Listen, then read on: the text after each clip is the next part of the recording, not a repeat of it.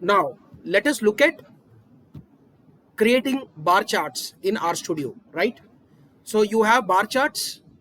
So for that, what I'm doing is I am defining one variable. I'm defining one variable, that is x, with a vector of C with A, B, C, D, because I want to create 4 bars, bar A, bar B, bar C, bar D. So what I'm doing is I'm creating a variable x with 4 elements, right? That's a vector. Okay, so my vector is created here in the environment, you can see it. So this is character 304 bytes, right? Now I am creating another vector. I want to give values to these bars. So 2, 3, 1, 4 is a vector that I am creating with a variable y. Now I am plotting y. Just the code is very simple. It is bar plot and brackets y, because you are working on the variable y. So the moment I do this, I get a bar chart here, and by default you will get vertical bars. Okay, so you see the sizes. The size of the first bar is 2, because the first element is 2, the next one is 3, next one is 1, and the last one is 4. So this is how the bar chart is created. Okay, so these are the values. Now what I want to do is I want to give a argument. Okay, so I want to plot a bar plot y, comma, names dot arg as x. X I have created a vector. So here what will happen when I execute this, I get the names A, B, C and D. So I have labeled the bars on the x-axis, right? So this is how you have the chart. So simple parameters, x is defined, right?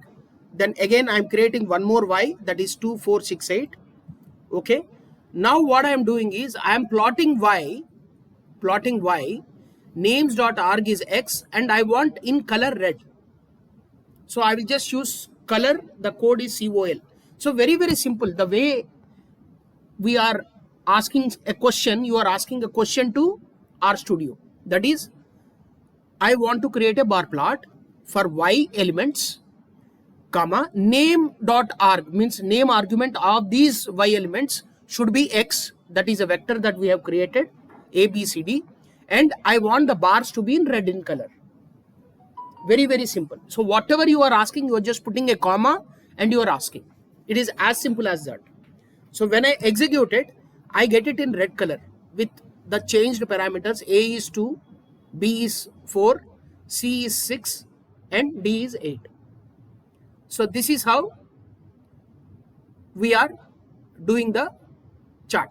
Now, as you know, the bar has got a density, right? Now I want to have various densities.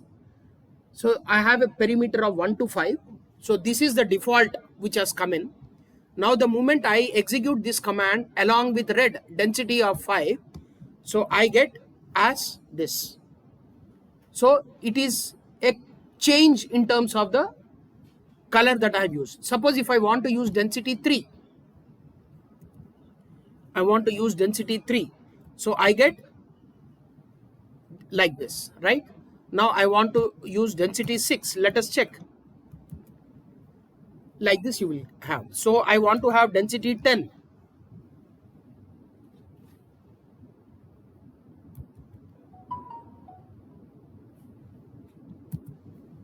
I want to have density 10. So you can have a different kind of density, right? So if I'm not giving this density, it will be like this, how we have created, right? Now again, now I'm defining another argument here. So this is the base chart. Base is always in gray color. So this is the default color what our language will use. Now I'm changing these parameters as your MP. So I'm giving states Madhya Pradesh, Bihar, Maharashtra and Kerala, right? So I'm giving one vector with these characters. Now again I'm defining y. Now I'm plotting this bar. So whatever that is there in the vector, it comes in as a thing. Now you might have noticed the bars are horizontal, right? So by default it is vertical. So here what I do is horizontal equal to true. So how I want, I just need to give the input. Okay, now here you see in this 105, so you have different types of codes given. So let us see what are the codes that have been given. So 105 row, so bar plot for y with the names argument as x. I want a horizontal bars, that is true, and these bars need to be in a color of purple, right? They need to be in purple. And x label, so I want to label x as literacy level. I want to keep it as literacy level, and y label as states, right? Y label as states. So when I am giving this, so I am getting this type of label, right? So when I zoom it, you will have the bar chart where I have given some labels. Say these are literacy level 0 to x label, okay, y label, and I have the states also, right? Names argument is also there, and I have got this chart. So when you are presenting the audience this type of chart, copying this thing, it looks very, very good. How you are presenting matters. So this is how you create a bar chart. So as we move forward, so now I'm doing bar plot y. So this is the basic one. So this is called box plot. So now let us understand what is box plot. You have seen this type of box plots in share market. These are like candlestick charts, right? So box plot has got one body, which is the box, and there are two wicks. So wicks start from minimum value, and the top wick is a maximum value, and in between all the data points will happen. See now what is y? Y is 2, 4, 6, 8. So when I say 2, 4, 6, 8 is y, this is y, our y, right? When we create this, okay, so here these are 4 data points. Can anyone spot what is the median here? What is the median? What is the median? So for median, you have to keep the numbers into ascending order. So 2, 4, 6, 8. So there is no proper median. So you take the average of 4 and 6. So 5 is the median. So the thick line which is appearing here is your median. So 50% of the data will be on the below the median, and 50% will be above the median, right? So if you look at, so below 5 are 2 elements, above 5 are 2 elements. The topmost wick is the point number 8. So that's why at 8 it is there, it is mentioned. And the bottom one is 2. And it will not touch the x-axis because bottom is 0. So this is how the box plot will be there. Now I want to place this box plot as a horizontal one. So I do horizontal equal to true. So now it is placed. Now you can see the measurements when you make it big. You see the measurements. So here it is very, very clear for you, where 5 is the median. Okay. Minimum is 2. Maximum is 8. It depends upon the value items where the median will move here and there. So we will see some examples which will tell us how the medium will be there. So now I am taking lot of numbers here.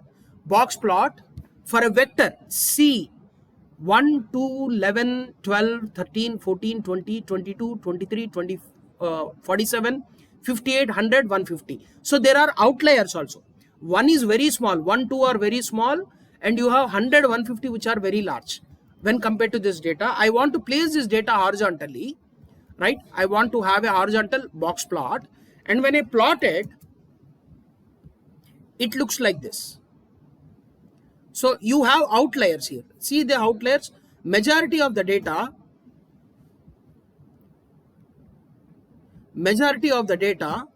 is between 0 to 60, right? Or 0 to 50, right? This 100 and 150 are outliers, right? So you see the median is not in the center. So if you see the data points also, it will be in a different way. So please see the data points. So median will be skewed towards the lower end because of the data points, right? So look at this. There are repetitive values here. There are repetitive values. The box plot row number 119, where the vector is created and horizontal is true. So when I do this, okay, you check. So the median is also at 5. Q4 is also 5. Maximum number is also 5. So this is how the box plot will be there. So when you are doing a stock market analysis, you get this type of box plots, right? Sometimes the candle wick is very long. See here, the wick, the lower wick is very long. The body is also long. And there is no maximum. Maximum and the Q4 is same. So in technical analysis, when you are doing all this candlestick and all, this is the logic behind.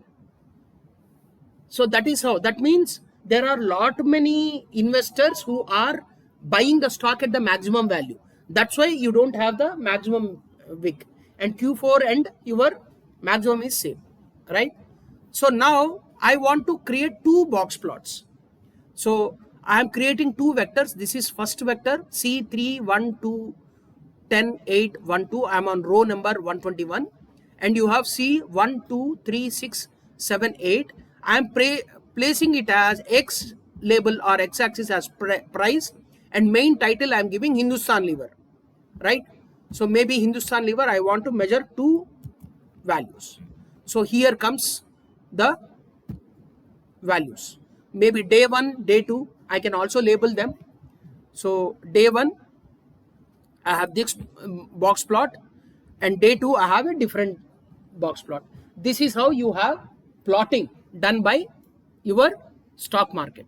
So in stock market, what they do, this is a low, day low, okay, open, close, day high.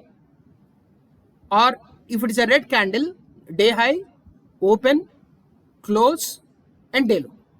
So this is how they keep the bars. So whatever that you see in technical analysis is thanks to our language or Python. Python also you can create box plots. So whatever you are doing there, this is because of this charts management.